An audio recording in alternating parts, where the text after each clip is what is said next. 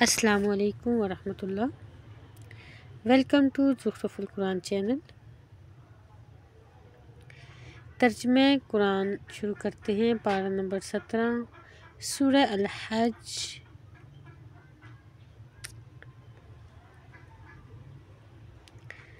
رکوع نمبر 9 سے۔ اعوذ باللہ من الشیطان الرجیم، بسم اللہ الرحمن الرحیم۔ وَمِنَ النَّاسِ اور لوگوں میں سے بعض، مَن یعبد اللہ وہ ہیں جو عبادت کرتے ہیں، علی حرف ایک کنارے پر، فَإِن چنانچہ اگر اصابہ پہنچے اس کو، خیر کوئی بھلائی، اطمأن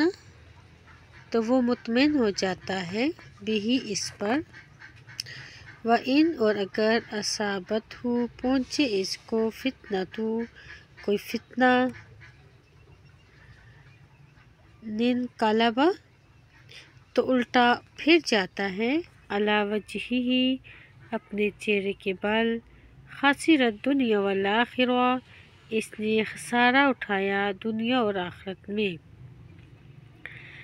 ذالک ھو الخسران المبین یہی ہے خسارہ کھلا صریح، یدعو وہ پکارتا ہے، من دون اللہ اللہ کے سوا، ما لا اس کو جو نہیں، یضرہ نقصان پہنچا سکتا اس کو، وما اور اس کو بھی جو، لا ینفعہ نہیں نفع دے سکتا اسے،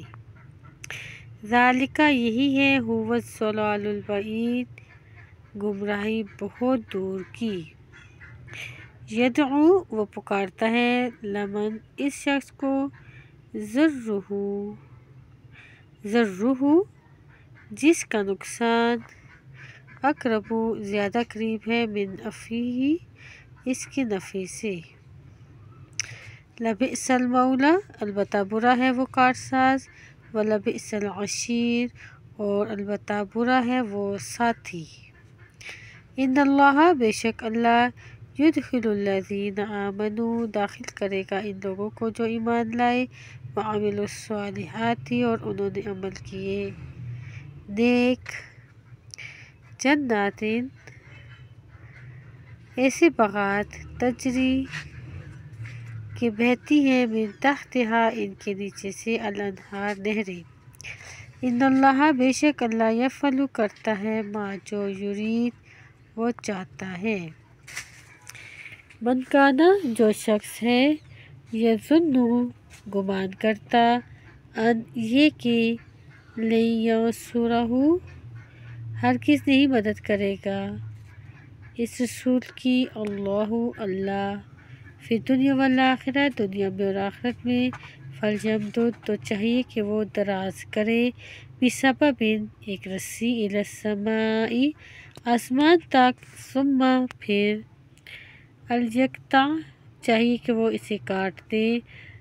فلینظر پھر چاہیے کہ وہ دیکھے، حل کیا، یذہبن واقعی لے جاتی ہے، کیدہ اس کی تدبیر،